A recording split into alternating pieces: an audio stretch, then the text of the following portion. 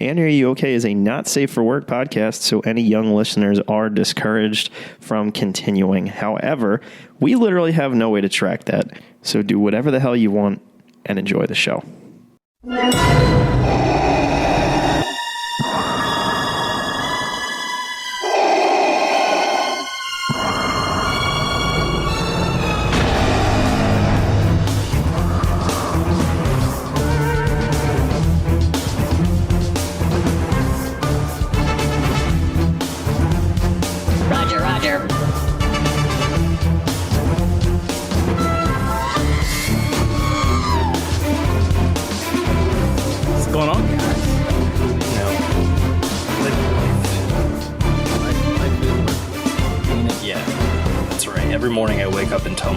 It couldn't possibly be worse than yesterday.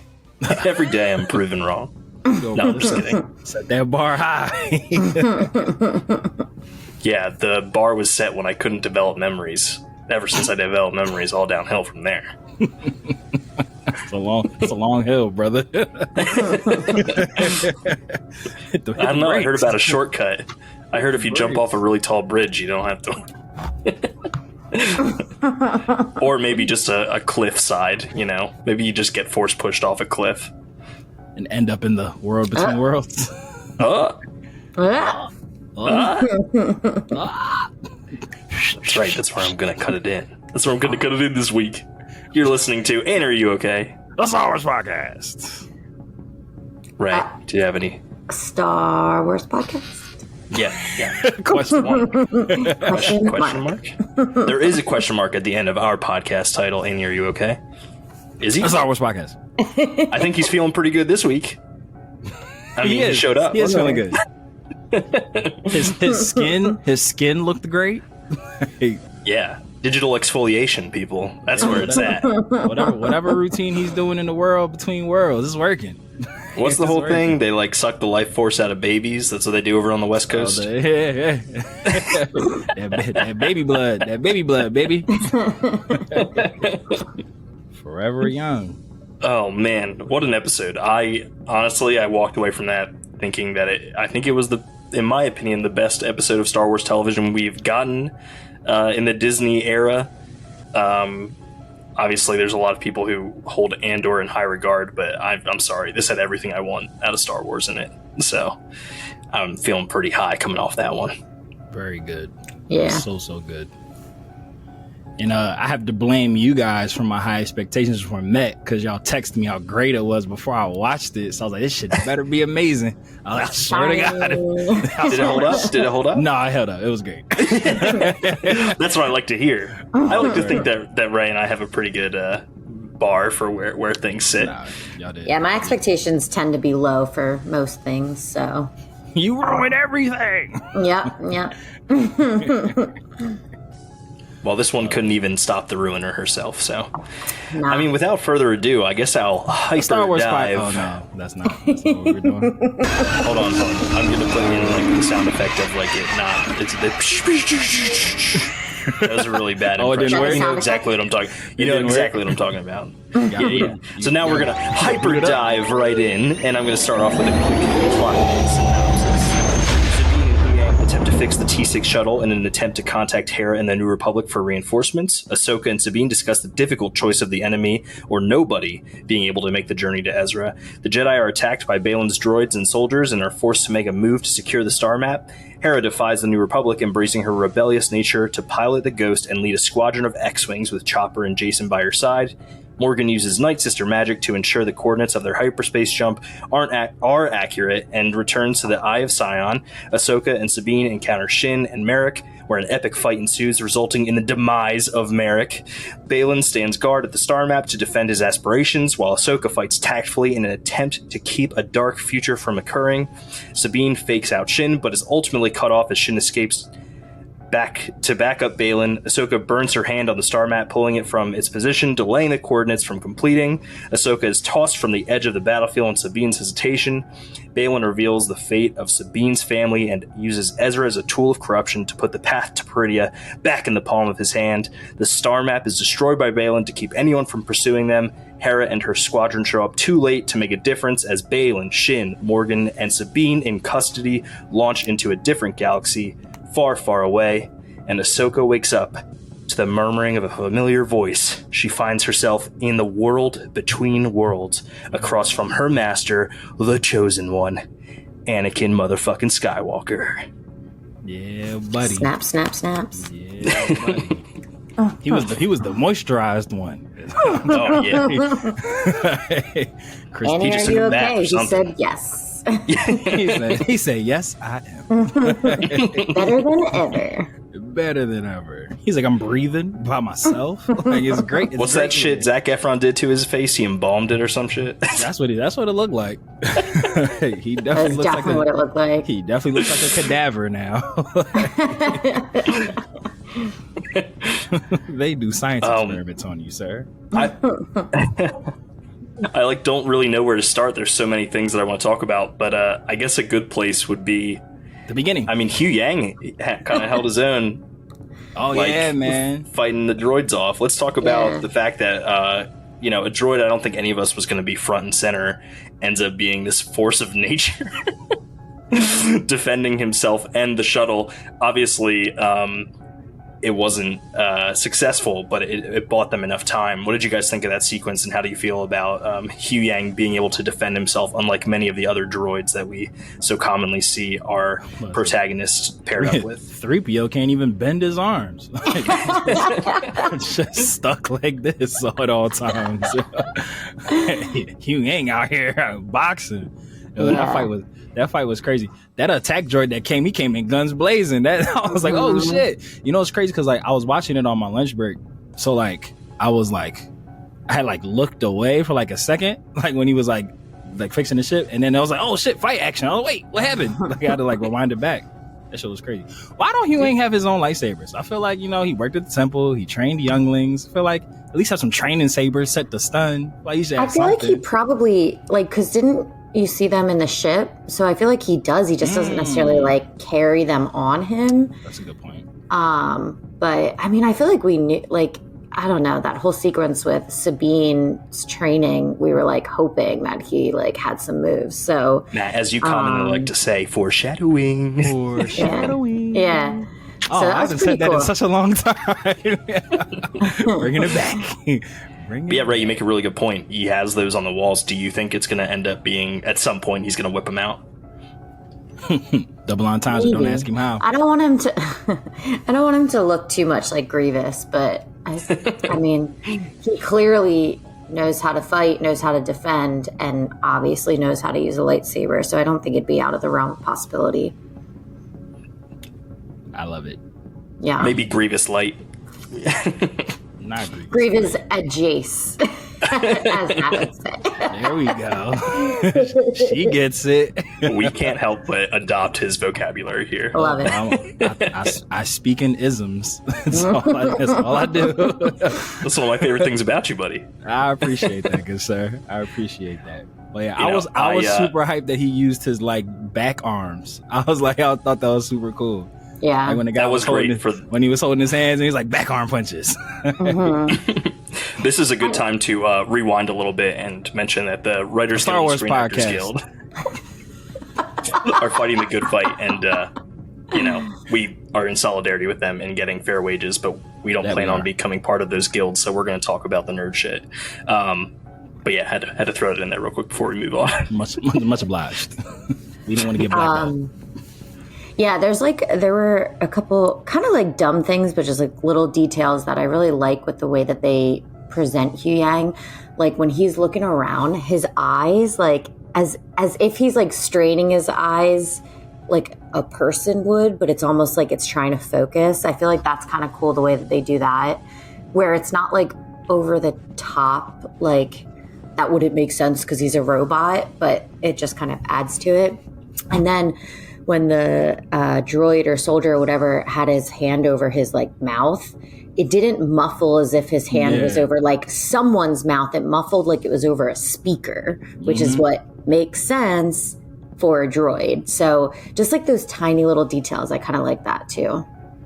Yeah. And I like when he goes to work, he drops his Oculus. Like, it's like, do you have bad vision? What's going on, bro?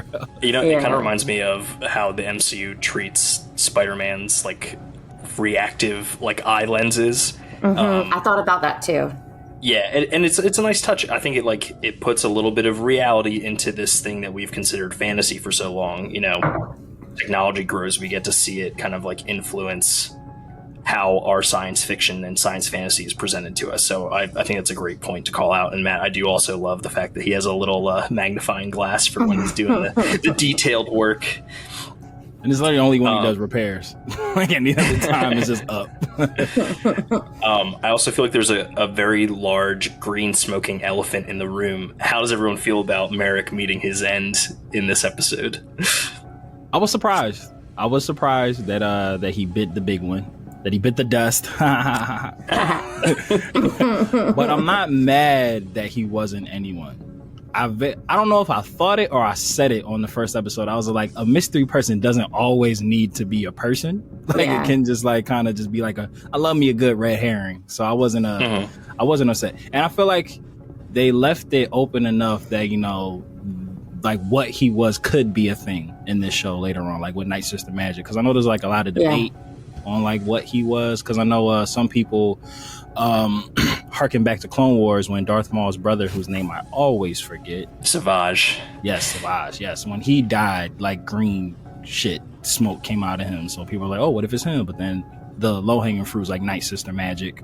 So I was like, there's still room there for like his origin to be like a little cool thing. But I'm not mad that he's not. It wasn't like a character reveal because we got so much. Like we still got Ezra coming. We got Anakin now. I'm still waiting on that owl. Yeah,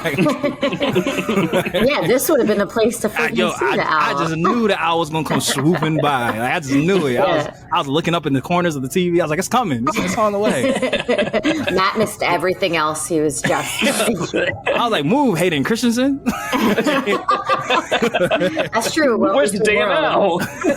You're blocking the view. Excuse me. Yeah, I mean, I feel like we can all be happy that it's not Ezra, so that's great. Yes, 100%. I do think kind of the way he went lends more to some sort of like resurrection with Night Sister magic versus it having been someone like Savage Opress. Like that just wouldn't make sense. He kind of like, I don't know, the way he died was very like odd, like didn't seem like an actual person. What I was really interested about was kind of Shin's reaction. Like I do feel like there's some room for sort of who he was, what he was, and if like the Night Sister magic can do that, what else can it do? But I don't know, it like Shin's reaction was so like, oh my God, and then she got like, I almost feel like there was like a turn in her. So I'm a little bit, every single week, I think I'm more intrigued by Shin's story. You know what's funny? When they did like the close-up shot, when she was just like, you're going to regret that decision, I noticed what you said about her being a bit cross-eyed. I think she just has such big eyes. Like, I don't know what it is, but she's grown on me, and I like busted out laughing. I was like, "Oh, there!" I did. I was like, "There it is." But that's actually a really good point because I didn't when Marok just died, I just kind of chalked it up to the game, like, "Oh, that was cool, magical possessed zombie thing." But they definitely did plant seeds that like they had like a relationship, maybe not like romantic, but like they've been partners for a long time. Yeah, I think it was a trust thing, like a very like because I said in I think the first episode, like she just has this unwavering loyalty, but it's very specific. So I feel like for whatever reason, somehow Merrick is part of that. But I also kind of like, when I was thinking back on it, him not being anyone specific, like, shouldn't be a disappointment to anyone. Because honestly, I don't feel that the show built anything up with him. And then it was like, oh, he's no one. We kind of built it up. Like, we sort of did that. So, you know, and we said, we were like, if it's not going to be Starkiller, it shouldn't be anyone that we care about. And they said, okay. And It's not anybody you care about. They say, Yeah, no, I think that's fair. We got you. Yeah. It's not even a real person. It's just smoke. Mikey, I'll turn to you for this because I could be making this up, but I vaguely remember reading somewhere like his character bio that he's a former Inquisitor. I vaguely remember reading that somewhere, like in like a character bio or a breakdown, like before the show came out. I don't think you're crazy. I think that was out there. Obviously, he looks like an Inquisitor. He's got the spinning blade like an Inquisitor. I think that what we maybe saw was an Inquisitor who was either brought back to life by Morgan Elspeth, kind of like how, like with the Night Sister magic, like that's what was keeping it alive. Interesting that, because I feel the same way you guys did. It definitely felt like Shin and Merrick had this like, at least they trusted each other mentality, and he seemed pretty subservient to her and like the manner that they worked together. So for someone to be at odds with Morgan the way Shin is, or at least, you know, not as trusting, to trust one of her creations feels a little off, but not so much that I'm, you know, gonna like call it out much. I am very relieved that it's, if it wasn't gonna be Starkiller, I'm glad that it's nobody. And I'm glad that they killed him off this early too, because I think that the speculation would have ran wild. That's if a good not. Yeah. And I also, it would have been like, it has to be Ezra. They would have revealed him by now if it wasn't. I think Star Wars is going to Star Wars, and like, I don't know if you guys remember, but leading up to The Force Awakens, the speculation around who Kylo Ren was like this. It was rampant, and people were all over the place with that theory. Or theories about it. It was like the Merrick was the new Snoke theory in a way, because everyone wanted to know who Snoke was. But Snoke just replaced Kylo Ren because we got that reveal in the movie. Mm-hmm. If you think about it, like that's where that's true. It feels like Star Wars fans love a good twist, and you know, Merrick wasn't it. Maybe we'll have another one throughout the season, but it was cool to see their fight go down. I also think, like, I'm going to butcher this. I can't remember if it's a Kurosawa film or not, but the way Ahsoka defeats Merrick is a lot of anime is actually inspired by this as well. So you'll have the two people with swords slash at each other, and then they both stand there, and one person ends up spewing this massive like pool of blood in like the most action-packed way that is like super unnecessary. I felt like that was a direct call out to that. I know I'm not doing the Easter eggs right now, but it wasn't something I had written in my Easter egg section, so I think it's fair to throw that in here. It was cool to see that, and it also reminded me of the Tales of the Jedi episode when she kills that Inquisitor and his mask deflates. Yeah. So I'm wondering if they maybe have some sort of connection or something like that. Who knows? Well, I guess we'll find out. Like Matt said, there's definitely something open there for us to get his backstory, maybe in a comic or something. That's certainly interesting. So they part ways. When she had the saber over her head, though, oh my god, it gave me like goosebumps. It was just because it, like, Ahsoka's just so chill and like calm. I don't know if chill and calm are the right words, but she's just not super intense. And like right there, she fucking was. It was so fucking cool to see. Does she blink? Like, if you really think about it, do you ever recall her blinking? Like at any time? Like, I don't know. She's so pensive that I feel like she keeps it at like a half. Like it's not. Yeah, that's definitely. She never needs. Yeah, like when she's being shady, she might do a little side eye, but I don't think I've ever seen her like in a scene like blink. It's really funny, dude. And she just looks so fucking cool in that cloak. Yeah. Every time she puts her cloak on, I'm like, she looks fucking awesome. Star Wars loves their ponchos, dude. Poncho characters are the best, actually. Those are my favorite character designs. And ask Cameron Monaghan; he's a big fan of ponchos too. Because she gave her poncho buttons, so she don't got to risk taking it over her head. No, he was like, nope. I think Obi-Wan had a poncho fit in the Obi-Wan Kenobi show. He did. His definitely was an over the head one. It's not strategic. It's not battle ready. It still looked tough though. It still looked tough.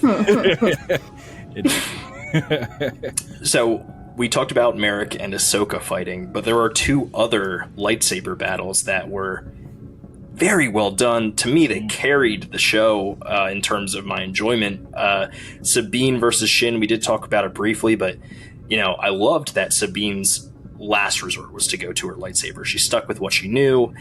She was using her Mandalorian blasters, which I need to go back and watch Rebels because I was a little upset that her blaster bolts were red instead of yellow, which I'm pretty sure I could be off. Maybe hers are red for some reason, but typically the Mandalorian blasters are yellow blaster bolts. So like tiny nitpick there, even though I'm admitting that I might be wrong on that one. She's a Padawan now. She is a Padawan now. You're right. She switched You can change allegiance. the colors. Switch them up. But she was fucking shit up for a little while, and then when she does switch to her lightsaber, it's clear that she shook the rust off pretty quickly. Oh yeah. And I'm not even upset about it. I think that it was a natural progression for her. It's like kind of one of those things where Sabine strikes me as the type of character who is, I put my mind to something and I get it done, and like so the strides that she makes in a short period of time never come as a surprise to me. It's so like the dedication to her craft and kind of letting everything inform her actions. It's weird in a lot of ways. She's already a really good Jedi in that sense, but it's her disconnection from the Force that I think holds her back from, I guess like really fully fledging being one of those Jedi that we like so commonly relate to. But in a lot of ways, she already has the personality makeup that a lot of Jedi have. Mm-hmm. So how do you guys feel about her quick call to action, I guess, and how she held up against Shin? Mr. Ruiner. Well, I thought that while we were watching it, I was like, Matt's gonna be pissed. Matt's gonna be pissed when she started doing her like.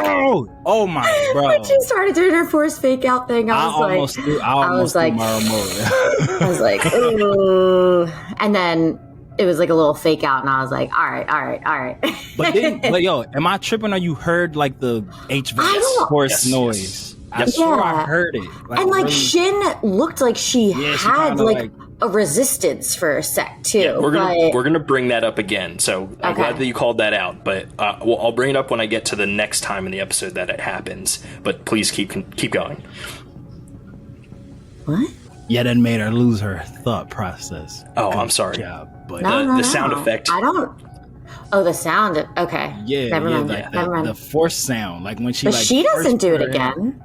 No, it's someone else. Okay. Yeah. Sorry, I didn't want. I just wanted to keep going. I just wanted to call out like it was. Yeah, good. Now, that's funny that was your pickup because I was pissed. I was like, "Fuck!" I said, "Foreshadowing." I actually did see. Again, I won't take credit, nor do I know the name of the YouTuber that posted this video up. Gotta start writing this shit down. I know, right? No, we're trying to build our platform, not boost theirs. Fair enough. Shout outs to you, though, if you hear this. You're a gem. But they had said very similar to us. Like, they don't want Sabine to be like a Force user. Like, obviously, everyone's like connected through the Force and the midichlorians, aka sperm. We figured that out. Episode 1 here. But they said that they would not be surprised if the ending of the show is kind of on some like Inception type time, and like Sabine tries to pull the cup again and it like rattles, and that's like the end. That's like how the show goes off. I would like that way more than her fully unlocking that power. Yeah, kind of like on some like did the top stop spinning or did it keep going? Like they was just like, however it ends, like that would be like the final scene. Like her, you're like, you know what? Let me give it another try, and like the cup like shakes and then credits. All that stuff. Like, that'd be cool. I was just like, that would be dope, but I still don't want her to have the Force. Like, just no. Like, just no. But yeah, when that Force HVAC noise, I was just like, damn it. God damn it. Force HVAC. It sounds like an air conditioner when you first turn it on. Say, you would know, right? Yeah, shout outs to Gen 3 Electric and Product placement, baby. But to your point, Mikey, I did love the fact that when she was like using her Mandalorian expertise, like she was kicking ass. Like Shin was on the back foot. Well, then like as soon as it came to close combat, it didn't go all that well. That Force was gnarly too. When she hit that tree and her helmet popped off, I was like, yeah. Thought them things was airtight. They're right on. Yeah, there's a lot. I know. I feel like I've seen them stay on a lot better than that before. Jen's helmet do not come off ever. No. Literally. That was This is the way. That was definitely like meant. I feel like Hera's going to come across that in the next episode as kind of like a clue as to like what happened, because Ahsoka's in the world between worlds. She didn't pick it up. Like, where's everyone at? No, Yeah, so she doesn't okay. have it when she's on the Eye of Sion. So it's there, and I think. Or what if Jason and there's also finds it? That would be cool if Jason found it. Yeah. Oh, Jason. So that was a cool shot as well when they're like fighting in the background and it's blurred and it like is going across and it pans across and you see Sabine's helmet kind of like in the dirt and leaves there. Yeah. So that was really cool. The aggression in all of the force fights, or not force fights, like the lightsaber battles. I guess they are force fights, right? Kinda. Except for Sabine. I guess except for Sabine. But the choreography is something. So what I like about the original trilogy is the emotion in the lightsaber fights. What I like about the prequel trilogy is the choreography. And then I do feel like the sequel trilogy did a good job of blending both.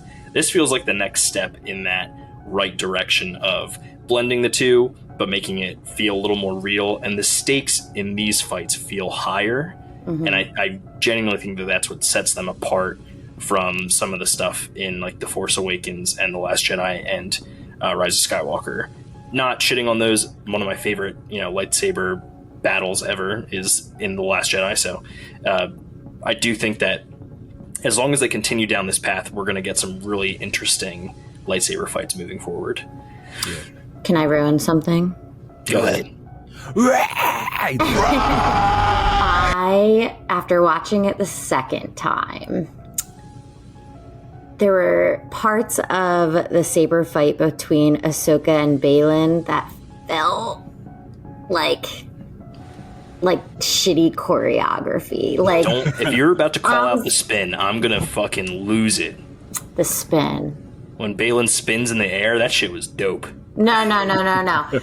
It was like a couple little things. Like, it wasn't enough to be like, oh my God, that was terrible. But there were just a few things that I was like, I just feel like they could have done it better. Like, there's this one part where she like kind of like puts her foot up on something and sort of kicks back, but it doesn't do anything. Like, there was no... on like the rock. Yeah. That was and, really weird. It just seemed like unnecessary. And then she like does this like weird like rolly thing on the ground that just like, with how like nimble she is always, like she felt a little clumsy in it. And not the entire time. There were just like a couple little parts that just like bugged me a little bit. But overall, I liked it. That's what she does. Also, like, where's your second saber, dude? Yeah, I thought like the Merrick one, I was just like, all right, yeah, dick swinging contest. You just trying to stun on boy. Well, yeah, like Baylon, I was like, yeah, I feel like you should use two. Right. And it's not like she burned her hand initially and then like couldn't use it. Like, she didn't burn her hand till the end. Yeah, but I feel like that was a really smart way for the reason as to why she wouldn't go for it after, but she should have started with two.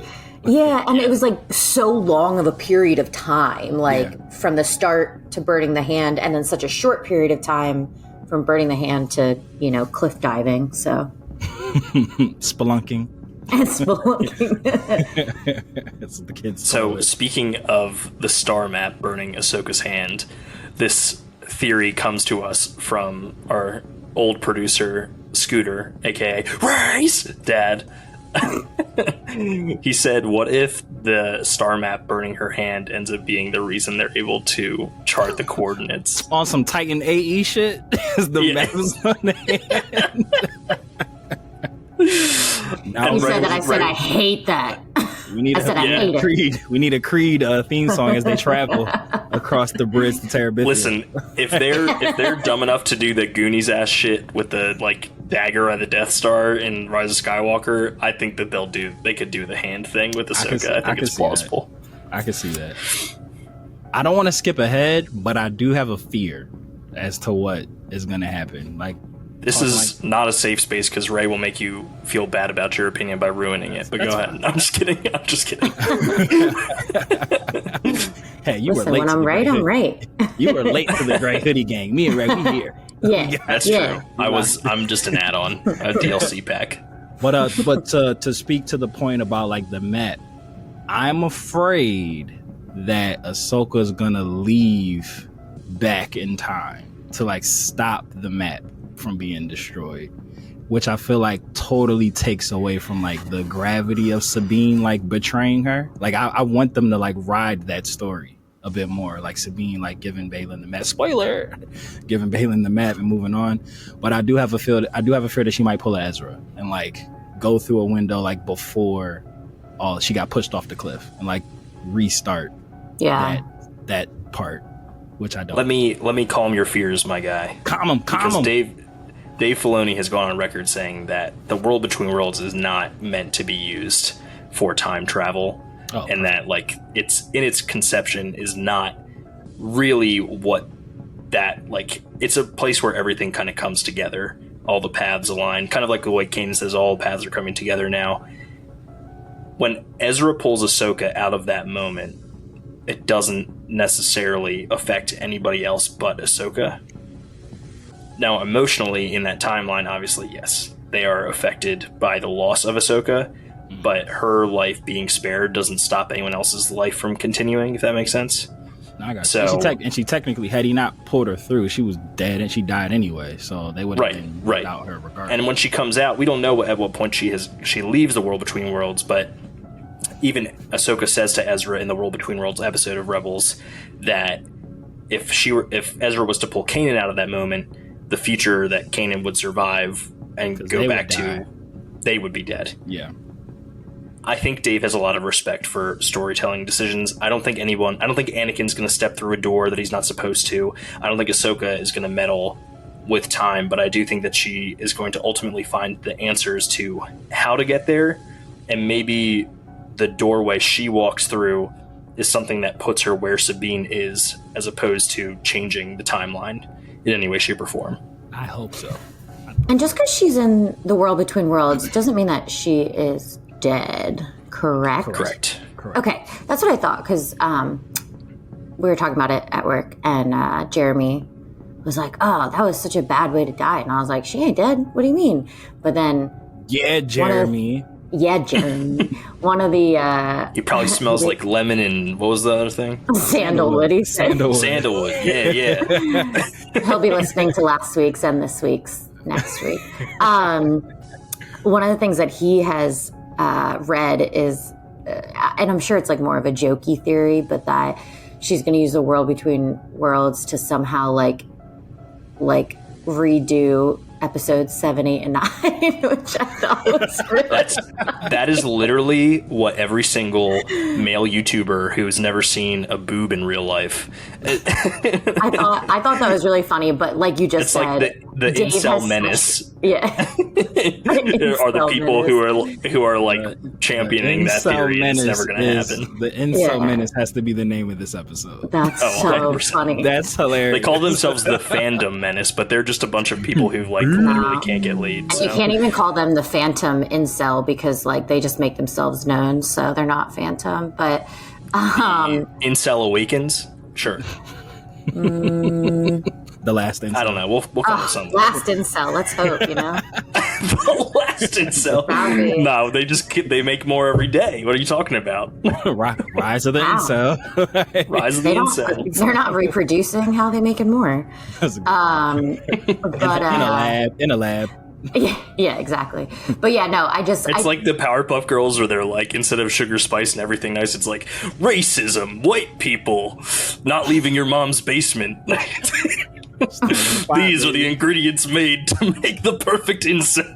Yeah. Stir it in the pot, baby. But no, I think it was more of a jokey theory, but I think it goes like, my biggest thing was like, I don't think Dave would do that. Like he has too much respect for like other creators that's not something that Dave would set out to do. No. In fact, Rian Johnson is the one who like first put Dave kind of like behind the camera, and it happened during like The Last Jedi. So I know that like obviously he learned a lot from George, at his like while George was still working with them, but even after George left, he's been learning from filmmakers like Ryan and Jon Favreau, and like you said, I think he has a lot of respect for the people who made the sequel trilogy and the teams that have worked on that. And everything that they've been doing has had a lot of respect for the new canon. I mean, they didn't have to pull Cobb Vanth out of like the books like they did in The Mandalorian. But I'm glad they did. That's a deep fucking cut. Me too. Timothy Olyphant looks fucking sexy with that. He's like a silver fox, dude. Holy shit. Guy. Love that guy. He always playing a sheriff, that guy. But not always. Not in the office. That's true. In the office, he's just a badass salesman. Yeah. So another elephant in the room. Sabine's family dead. Yeah. And like kind of Ahsoka's fault. I mean, not really, but like some sort of blame is there. Well, Ahsoka definitely stopped Sabine from going. I feel like that was the. And there was like a trust thing that just like that Baylon touched on, but like definitely think we're going to hear more about that. For sure. I could definitely see that being the reason that fractured their relationship the first time. Oh, 100%. Yeah. And that wasn't in Rebels, right? That was something that we still have that we have to find out about. Yeah. Gotcha. I know. I thought the same thing. I was like, yeah, because I was like, did I miss that episode? I do the same thing. I'm like, am I supposed to know what they're talking about? Because I remember the arc with her family and all that stuff. Yeah, and they were alive. I thought they made it out okay. They did. They were, I mean, in fact, I had not been dead. questioning what has happened to them since we saw the whole thing in the Book of Boba Fett about the Night of 1,000 Tears. And now we know. And now we know. And you know, they died on a moon somewhere. Mm-hmm. Some moon. So they got glassed. I got that from Boba. They got glassed. Dang. Well, that'll be kind of cool because I feel like it'll tie in, you know, that reference in Boba Fett. A little bit everything. Too, so. I know everything's going to is on a collision course. Yeah. Which makes sense. The movie, like the movie's gonna be like all three shows, like the culmination, of like all three. I keep forgetting that. Well, if we get the movie, like end the strike. In 10 years. Right. Fuck We're 10 years from now. The studios, we want our shit back, please. 20 Whatever, you can 32. keep listening to And Are You Okay? A Star Wars podcast. In the meantime, where we eventually go off on a tangent about how Carson Teva is the Phil Coulson of the Mando cinematic universe. By 1 second, he's Coulson and Wong. And Wong, you're right. Because Wong took over the second half. He's like, I'm gonna be in all the movies. Gotcha. But yeah, I love when he pops up. Mm-hmm. Me too. He's great. I have not watched Kim's Convenience, but I hear nothing but glowing things about the actor. I know he's a big Star Wars fan, so I'm just like, yeah, put him in all the shit because he's great. I was hoping Zeb was going to be part of the squad because last time we saw him, weren't they together? Like they were like in the same bar. Yeah, I think that there's got to be some sort of budget constraints, and I feel like that's where Zeb probably got cut. But in a movie, I don't think that he's going to get cut. They used it on all of Marok's smoke. Smoke. That's his new name. That and Anakin's exfoliation. Smoke is his new name. Oh yeah, that Anakin's amazing skin. It was like, damn, with the CGI budget's running low, bro. Like, they could have had Zeb's voice come through on the comm. Like, it could have came through on the comm. He could have been like Steve Blum, just making this small cameo. You sure you don't want me on this mission, Hera? Yeah, something. I'd have been okay with that. I'd have accepted that. And he would have had a helmet on, so it wouldn't have had to been as much CGI. Just like bottom jaw. Yeah. We're here for Zeb's bottom jaw. Like when you're waiting in line at Disney and something comes on the screen and he's like giving you the instructions or the small little... Yeah. That's true. It could have just been on a screen. It could have just been like a little hologram. Like, we could have got that. I'd have accepted. Well, here's hoping that he shows up in a small little cameo somewhere else along the line. I saw an article somewhere. It might have been clickbait, and I didn't click it, so bad. But like the heading was that like all 10 major characters from Rebels are gonna show up in Ahsoka at some point. It was like, well, then I'm definitely hype. Allegedly, I do love me some Zeb. I mean, I need a good Carabast at some point. We've heard enough Dank Ferrix. I need a Carabast in here. You watch your mouth. You scruffy looking nerf herder. You watch your mouth. Hey.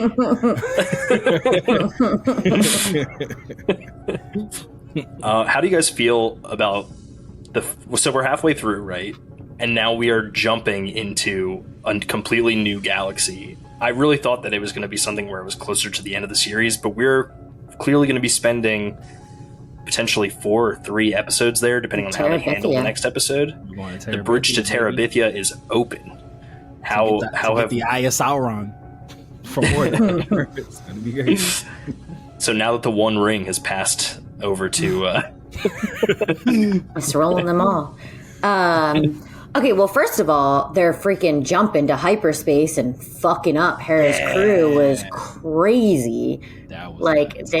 I always like when shows, movies do something that isn't like in favor of the good guys, only because it's just more realistic. Like, I mean, that just, it makes for a better story than like everyone made it out alive and stuff like that. Although, like, I've had enough crying in like Clone Wars and Rebels. Like, I don't need anyone big to die in this. Like, I don't need to cry in this series.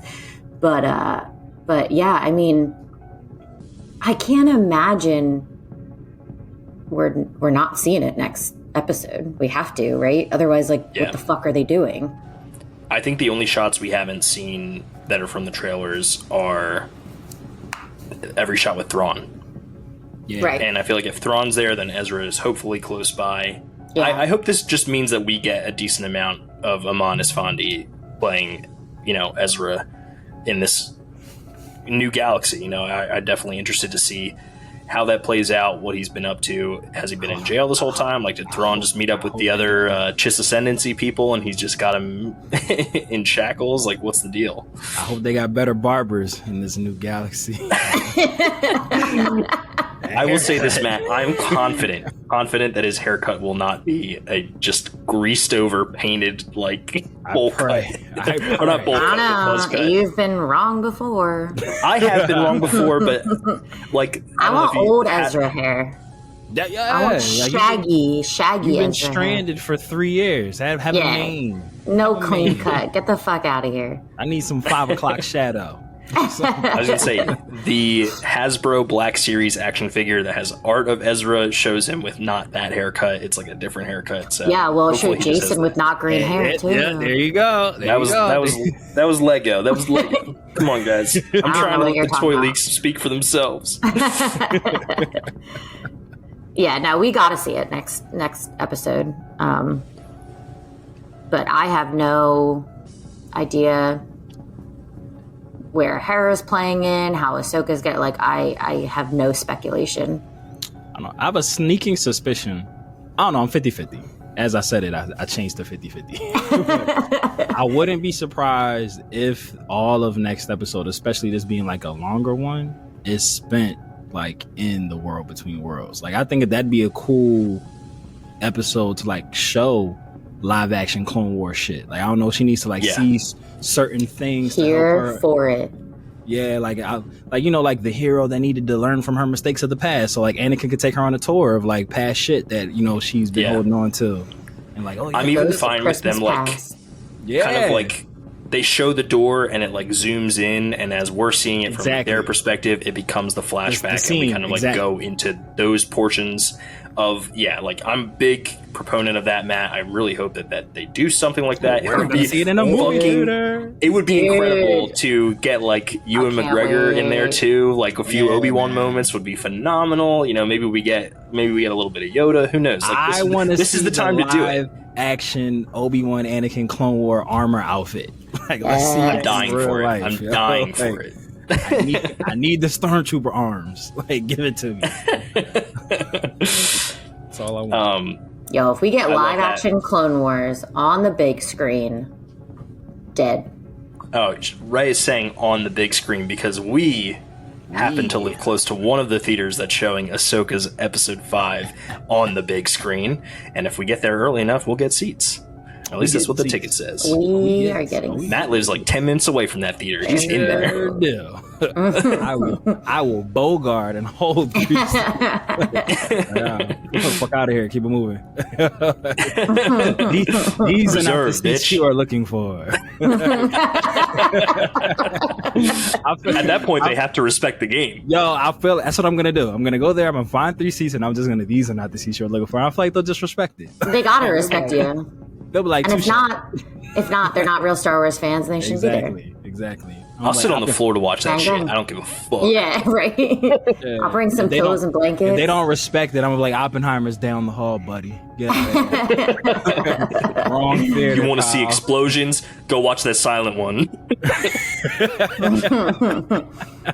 Barbie's that still in movie theater. ripped. Get down there, Barbie brother. is still in theater. Get down there. Get down. Equalizer 3's out. Denzelli, go ahead. Like, this ain't for me. But no, I'm super excited. I feel like this has for them to want to screen this in theaters. It has to be major. Like, has to be. Yes. Wholeheartedly agree. And it's Dave's second that he's directing? Of this series, yes. Yeah. Okay. Mm-hmm. Did he direct the first one? Yeah, I believe he did the program. Got it. And then he's doing 5. Okay. And his episodes always rock. Exactly. Oh, yeah. They always are amazing. Okay. All right, guys. Well, I was going to key up a World Between Worlds discussion, but Matt literally brought it up and then gave us the best case scenario for what could happen. Is there anything else you guys want to see in the World Between Worlds other than that? I feel like more is the other owl. More than anything else. Matt wants to see it not once, not twice, but 3 times. That's what I want. That's all I want. How many more eye sightings does it take to get to the Tootsie Roll center of a Tootsie Pop? The world between worlds may never know. Oh, man. He's all we fooling want, them. bro. That's That's all we want. funny. That's all we want. How about Balin's lightsaber skills? He's dope. Like, my man was fired. Yeah. He was fired. Ugh, so sad. Every time he's on screen, I get sad because he's turning into one of these characters, and I'm like, he could have been really good. I know. This it's is going to fucking sound a little awesome. morbid. I kind of hope he dies, because if he doesn't die, then I'm going to be having to deal with the existential crisis of do they recast him or do they kill him off screen? And I really don't want to deal with that. Don't fucking Had enough of that with recast him. Carrie Fisher. Yeah. R.I.P. to our buddy Ray. He's great in everything. Like, Yeah. He got Yeah. like those fantasy like Middle Earthy type movies. Like he's like this is my lane, and I'm staying here. And Like, so when and then he did the other guys. I was like, all right, cool, you're funny too. All right, bet. Like, love it. Like, what was it like? Rome? I loved him in Rome. That was a great show. Not a lot of people talk about. No, I see. I just want to say, not a lot of people talk about that. I heard he was really good. Yeah, Rome was awesome. The show was like so old as shit. It's probably over 10 years ago, but amazing show. A lot of nudity. added to the When in Several Rome. movies. When in Rome. Double entendre. Don't ask her how. All right, I'm going to dive into the Easter eggs, and then we have an Ask Me Anything from we our skipped a old thing. pal. Oh, what did we What? skip? What? Sabine betraying Ahsoka. Oh my Yeah. God. Okay, first of all, was a a blaster going to be destroying that map? Because That's a good point. Balin like struggled a little bit. Like it took Oh him some effort. with his And lightsaber. also, real quick, sorry, definitely not derailing because it's still like in that little realm. When he puts it on there, why does it suddenly work for him? I thought like Morgan, every time Morgan does it, she does her weird like. There was still a green flame there. No, I know, but like The pilot she was still there. always like formatted it and like turned it and did all this stuff, but now suddenly he was able to just like boop. It was buffering. Convenience of the plot, That's I guess. why. Ah. It was already at like 98%, so he just like dropped it back the last two. I think the real thing is Ray just be out here ruining. Ruining. I just am logical, you know. Bend your disbelief. How dare you be I don't critical? even know. You don't even know about Pangea, right? There's another one. Look, I told you it's one episode. Yeah. It never stops. We need a pillow talking and a Jeremy reference every episode. That is very. He's being held in very high regards to be included in pillow talking. So you're welcome, Jeremy. Here we go. But Mike, when we were on the phone, I had talked to you. When I tell you, I knew in my heart of hearts she was not gonna give that man that map. Boy, did I get got. And the way that it lasted so long, I feel like it was like 10 years. I was like, come on, girl, you're taking a little too long to make this decision. Matt's sweating. Yo, like, come on. And then I thought it was. Go ahead. Sorry. When she like turned her hand but didn't drop it yet, I was like, no, she's gonna come to her senses. And then she dropped it, and it was like that loudest doom. I was like, no. I did the Darth Vader now. Yeah. Here's a big reason why I'm glad that Rey reversed her ruining and brought us back to a big point here. The other Force sound effect that was used in tandem with her putting the map in his hand was the Force choke sound effect. And while it was practical, it did kind of feel like Sabine giving into her emotions and her like darker feelings when she handed the map over. And then you see practically, like in universe, that Shin has her in a chokehold. It was almost like her dropping the map like sucked the air out of her body in a way. Like I'm trying to think of another like pop culture thing that I can. It's like when Frodo puts the ring on for the first time. You know what I mean? And he's like, "Oh shit, what the fuck is this?" Like that gasp of air. Like the scene when he dropped it, or when the Bilbo had to leave it behind and like dropped it on the floor. It was like that loud ass doo-doo. Yeah. The loud thud. Like so hard. Yeah, I was devastated. I was like, no, she didn't just do that. So she loves Ezra and she wants to save Ezra. Yeah. But it was crazy how quick she got over the grief of Ahsoka dying from her perspective. Like Baylon was just like, yeah, that's the only family you got now. Yeah. Fair point. Maybe that's why she did it. Maybe she just fed into that right there. He said, who else you got, baby? Come on. Yeah. Hop on this ride. But yeah, that was nuts. I did like how he kept his word about making sure that she wasn't going to be harmed if she like listened. So it was like, Shin is chaotic, dude. Yeah. Like it's coming back around. Like she's unhinged. Maybe she meant to like grab the map, but she looked cross-eyed, so Sorry, choking Sabine by accident. She said, "Oh shit, I didn't see it there." No, that's why her daddy mask was like, "Yo, chill." She's like, "Oh dang, my fault." Shit, you're only supposed to do that to me in bed. We're getting weird now. No, I'm sorry. It's always you guys can't keep saying daddy and master. Do we call it? Listen, I have never said daddy and master. So do we call it shincest? It's a good thing we put that not safe for work claimer at the front of every episode. every time. Shout out Siebes. Shout out to Siebes. The OG. Yeah.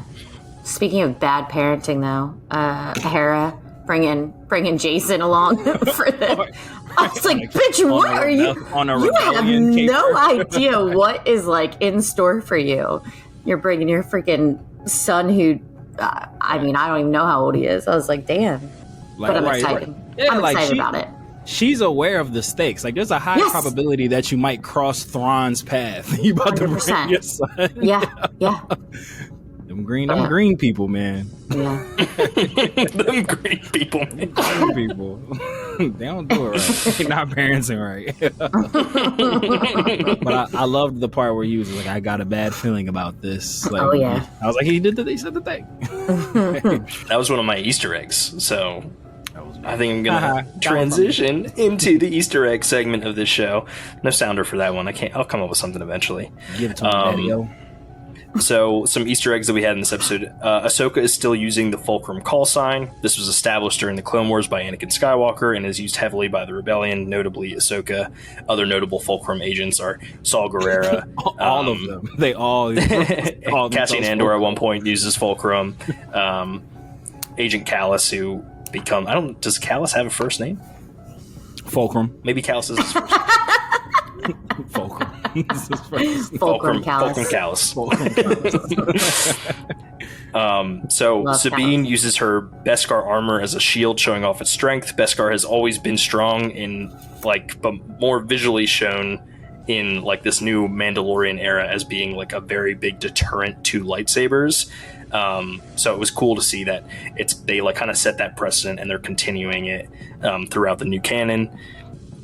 Carson Teva makes another appearance in the Mando portion of the timeline. He has now been in every single Mando era show. That includes The Mandalorian, Book of Boba Fett, and now Ahsoka.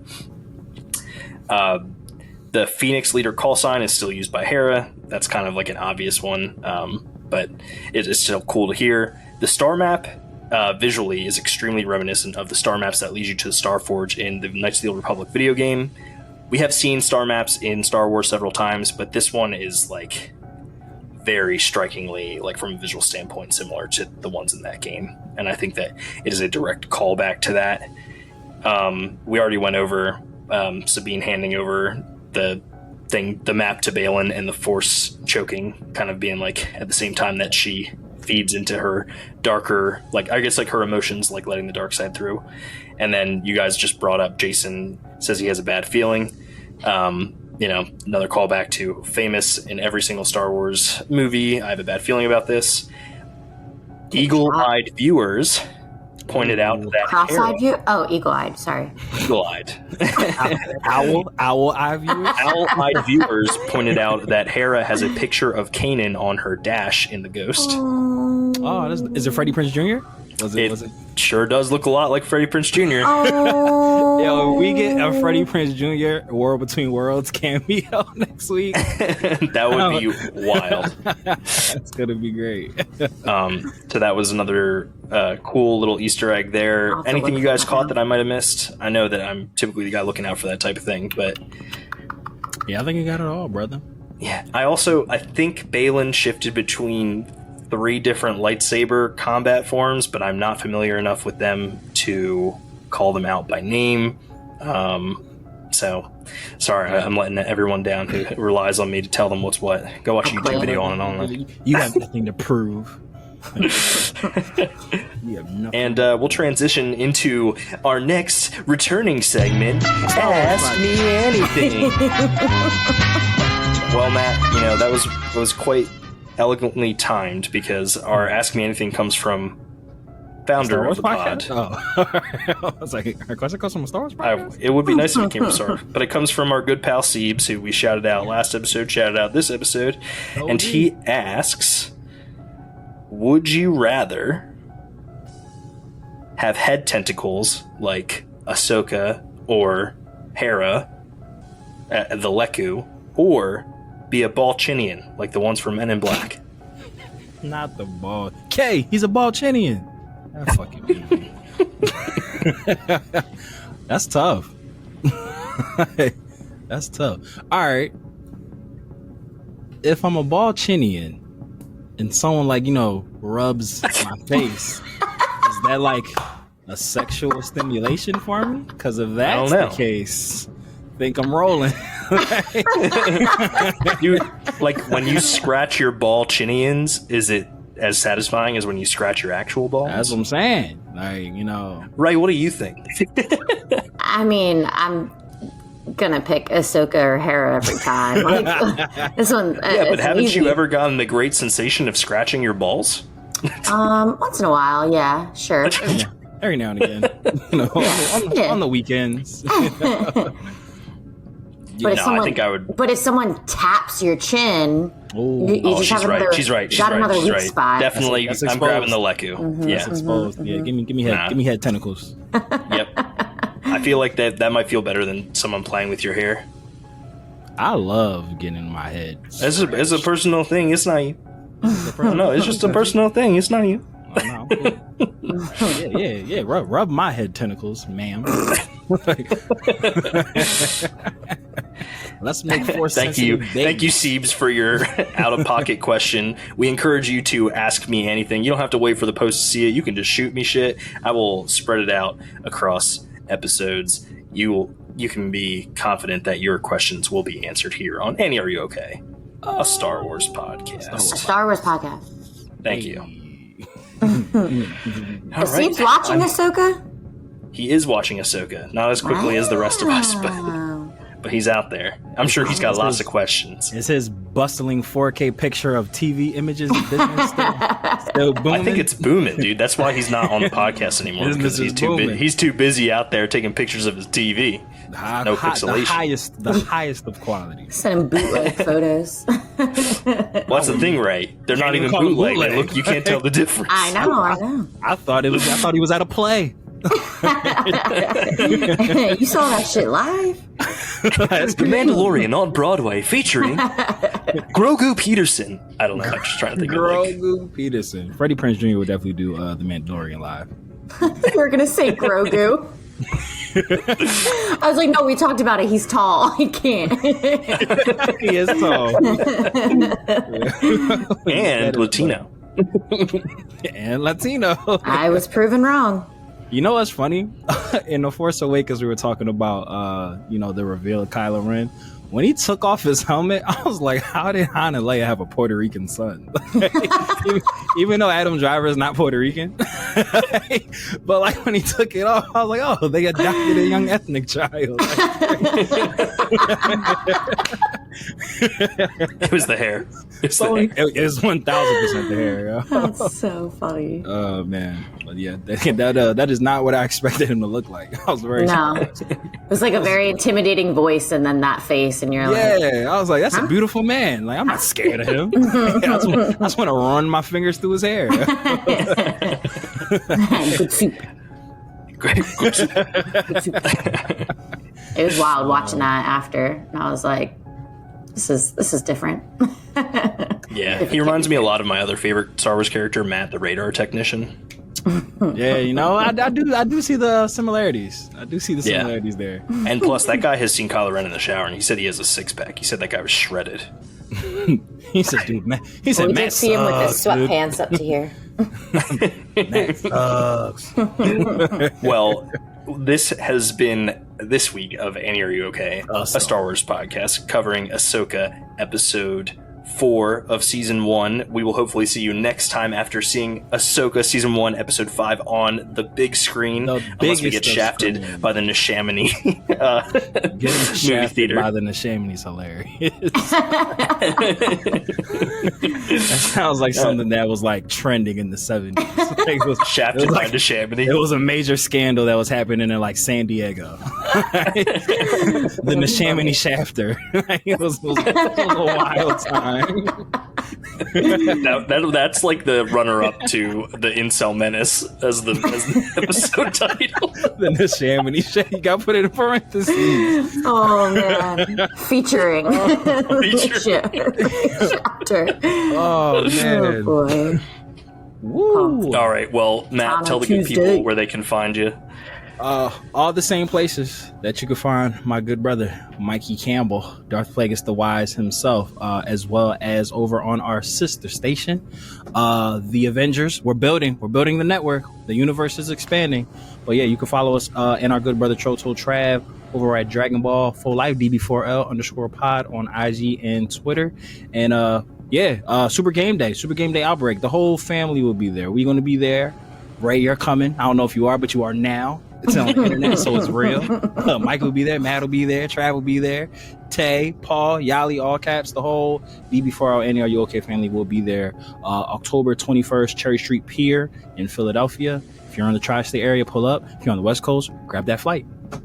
And for the cosplay contest we're doing, it's going to be a minimum entry of $1. However, all proceeds are going to be going to Fran's Fund, which is our Ray's place of employment. Love City Vet does this amazing charity where the funds and proceeds of those donations go to helping out families who can't afford care for their pets. Ray, definitely correct me if I said anything wrong there, but definitely trying to give back to a good cause. Ray, where can they find you on the IGs and the Twitters of the world? Not X, we don't call it that here. R Grande on Instagram. There's just pictures of Wally and my nieces, so not much going on over there. If you're in Philly, Love City Vet and Fran's Fun, check it out. And then I will be there October 21st. Woo! And you can follow us at Annie Are You Okay Pod on Star Wars Twitter. Pod. That's Sorry. no. One it's just by one. Annie, the letters Are You Okay Pod. Podcast.